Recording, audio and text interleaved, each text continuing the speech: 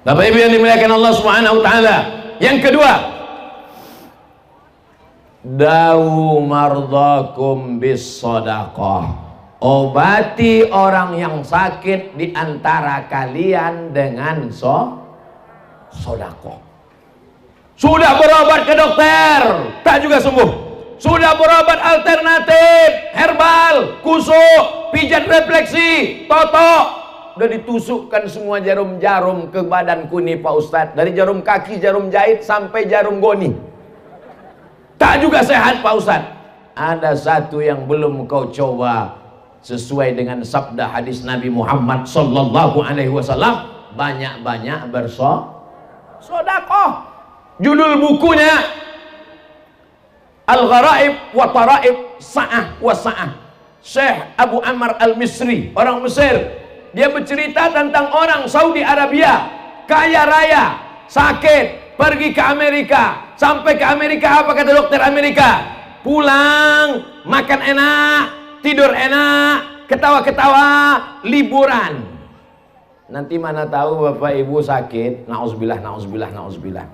Mana tahu sakit, pergi ke rumah sakit Pirngadi. Lalu kata dokter, ibu pulang ke rumah, makan enak, tidur enak, ketawa-ketawa. Itu artinya malaikat maut sudah seinci setengah. Tak ada obatnya. Pulang, tidur, makan, ketawa bersama keluarga, nikmati hidup. Obatnya tak ada, menunggu mati. Mimda tema taya bawa. Berarti masih banyak yang ngajinya pakai kaidah Baghdadiyah. Yang tahu Mimda tema taya bawati itu yang seumur-umur saya, yang umur-umur 23 nih. Kalau anak-anak zaman sekarang mana dia tahu? Anak sekarang ngaji tak pakai kaidah Baghdadiyah. Ngajinya pakai ikro, a bataba batata batasa balari. Belari anak. Anak soleh insyaallah, mantap, amin. Bapak Ibu yang dimuliakan Allah Subhanahu wa taala, akhirnya orang sakit dari Saudi Arabia pergi berobat ke Amerika. Kata dokter Amerika tak ada obatnya, pulang saja. Baliklah dia ke Jeddah. Sampai di Jeddah dia bersedekah, sedekah. Setelah itu tak berapa lama dia pergi lagi ke Amerika. Medical check up terakhir, diperiksa sama dokter Amerika, dicek dari mulai urat ubun-ubun sampai kaki kepala. Dokter heran, kau berobat di mana? Kau makan herbal apa? Kau pakai alternatif apa? Kata dia, aku tak ada pakai apa-apa, yang ku pakai sabda Nabi Muhammad sallallahu alaihi wasallam, dawu mardhakum bis shadaqah. Banyak-banyak bersedekah. Orang yang tak bertuhan, ateis, kafir, munafik, murtad. Apa hubungan sedekah dengan penyakit, guys? Lagi kita yang beriman, yang percaya kepada Allah, mudah saja. Penyakit datang dari mana? Dari Allah. Kesembuhan datang dari mana? Apa pula dokter spesialis? Huwadh-dharru huwan-nafi'u. Allah yang mendatangkan mudarat, Allah yang mendatangkan manfaat, Allah yang menolak mudarat. Iyamsaskallahu bidurrin fala kashifa lahu illahu. Kalau Allah mau mudaratkan engkau, tak ada yang bisa menyehatkan engkau. Tapi kalau Allah mau menyehatkan engkau, tak ada satupun yang bisa memudaratkan engkau. Itulah iman, itulah akidah, itulah Ahlussunnah wal Jamaah, itulah makna la ilaha. Begitu. Kenapa Ustaz berapi-api nih? Kepanasan. Maka digulung baju ini dulu. Memang baju baru ini panas bawaannya. Baru dikasih orang tadi malam. Mereknya Casio, kasih orang. Baju dikasih orang, sorban dikasih orang, cincin dikasih orang, nyawa pun dikasih Allah. Kalau mau kapan dia mau dia cabut, betul? Maka ternyata sehatnya kita itu juga karena sedekah. Akhirnya apa yang terjadi? Apa hubungan penyakit dengan sedekah? Penyakit datangnya dari Allah, sedekah datangnya dari Allah. Ketika kita bersedekah, mengaji anak santriyah, Di pesantren lain laki-laki santri, kalau perempuan santriwati. Di sini berubah, yang laki-laki santri, yang perempuan santriah. Terserahlah mau santriah, mau yang penting santri. Mengajilah mereka tengah malam. Bismillahirrahmanirrahim. Yasin wal Qur'anil Hakim.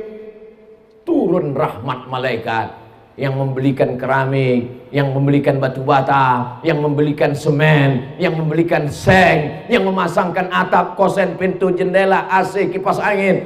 Maka pada saat rahmat Allah turun, penyakit-penyakit itu pun hilang. Innama amruhu idza arada syai'an ayyakula lahu kun fayakun. Da'u mardakum bisadaqah. Obati orang yang sakit di antara kalian dengan sedekah. Setelah selesai ceramah, datanglah ibu-ibu. Ustadz Somad, ya Bu, saya sudah diponis dokter kena penyakit sebesar duit logam 100 perak di dalam perut saya. Namanya kista, bukan merek mobil. Kista. Apa kata dokter? Ini kami sudah cek ada kista di dalam rahim. Gimana obatnya dokter? Mesti dioperasi. Efeknya apa? Kalau kistanya dibuang sama rahim-rahimnya dicopot, maka ibu tak bisa hamil lagi. Mendengar ibu tak bisa hamil lagi, mau nangis ibu tuh habis tisu setengah kotak. Mendengar ibu tak bisa hamil lagi, bapak tuh tersenyum.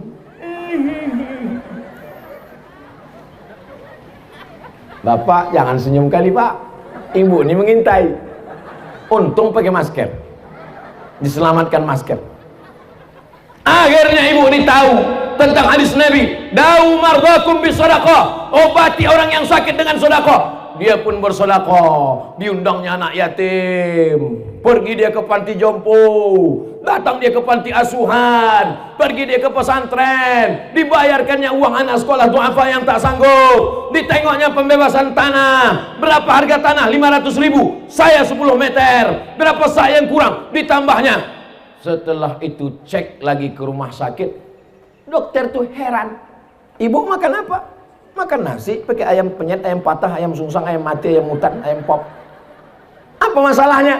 Rupanya kista yang sebesar duit logam itu mengkerut, mengecil, hilang. Jadi gimana dok? Tidak jadi operasi karena kistanya sudah hilang. Selamat, ibu tak jadi operasi dan bisa hamil lagi. Ibu tuh tersenyum, bapak tuh pula menangis.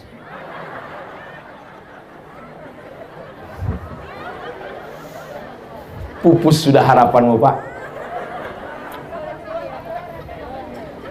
Bukan main senangnya ibu-ibu ini ku tengok.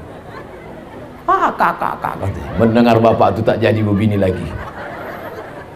Kisah nyata, true story. Nanti kalau ke Pekanbaru bisa kutunjukkan sama orangnya. Cuman sekarang tak bisa kusebutkan nomor handphonenya, menjaga kode etik jurnalistik. Nana tahu ada ibu-ibu yang kena penyakit kista, nauzubillah, nauzubillah, nauzubillah. Mudah-mudahan semuanya sehat insyaallah. Amin.